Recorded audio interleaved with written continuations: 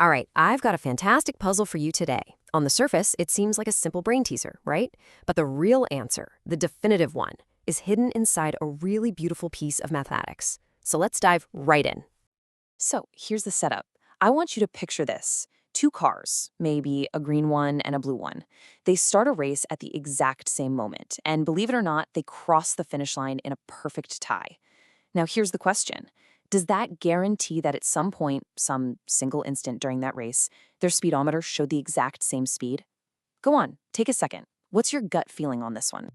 Okay, let's just make sure we're all on the same page with the rules here. We have two totally different cars. One could be a souped-up sports car and the other, I don't know, an old station wagon. They travel the exact same distance from start to finish, and here's the crucial part. Their total time for the race is identical. They begin together and they end together. But what happens in between? Well, that can be completely different. One car could blast off the starting line and then slow down near the end, while the other just keeps a nice steady pace the whole way. Now, to really nail this down, to be absolutely certain, we can't just go with our gut feeling. We need like a rule book, a mathematical law that actually governs this exact kind of situation. And that law has a name. Cauchy's mean value theorem. I know, it might sound a little intimidating, but trust me, it's the perfect, elegant tool for our puzzle. So what in the world is this theorem? Well, in plain English, it's basically a guaranteed bridge. It connects the overall journey of something to a single moment in time. It tells us that if you've got two smooth, continuous journeys, there has to be this one special moment where the relationship between their speeds right then perfectly mirrors the relationship between their average speeds for the whole trip. And here it is, the formula itself. And just look at it for a second. It's got this beautiful symmetry, doesn't it? On the left, you've got the ratio of the car's speeds at one specific moment, that little c. And on the right, that's the ratio of their average speeds over the entire race. What the theorem guarantees, what it promises, is that at some point, these two sides have to be exactly equal.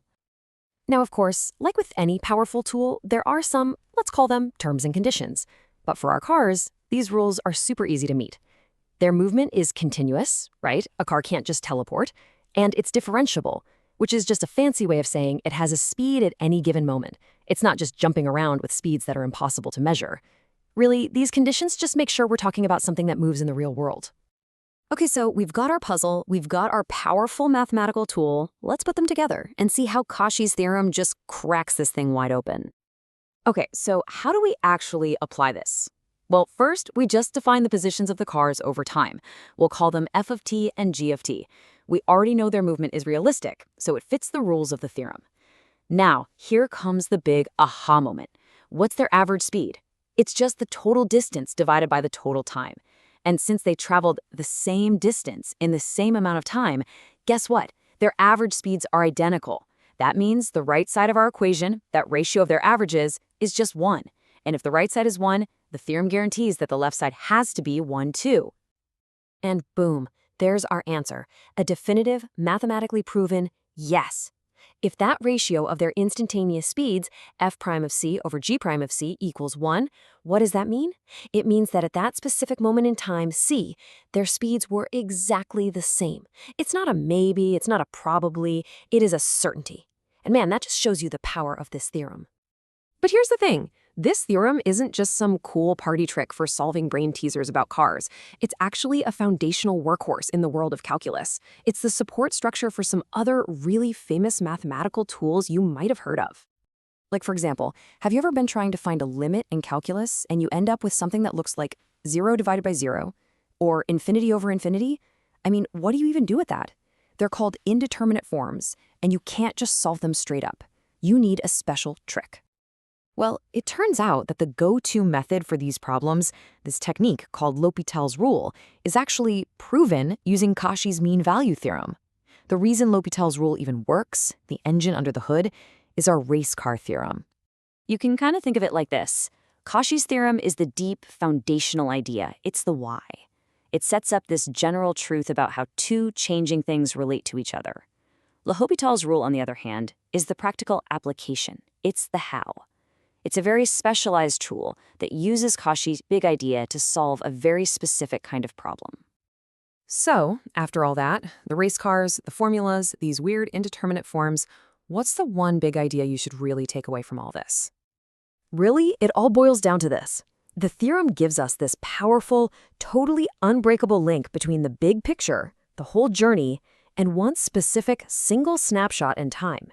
It's a guarantee that you can find a moment that perfectly reflects the overall trip. And that is the core guarantee right there. Because the car's overall journey had that 1-to-1 ratio, a perfect tie, there just had to be a single instant in the middle that perfectly mirrored that exact same 1-to-1 ratio. That's the kind of beautiful, logical certainty that math gives us, especially when our own intuition might be a little shaky. And that just leaves us with one final thought, doesn't it? We started with this simple, almost playful question about cars, and we ended up finding this deep mathematical rule that gave us a surprising but perfectly logical answer. It kind of makes you wonder, where else are these hidden rules operating in the world all around us, guaranteeing outcomes that we might never, ever expect?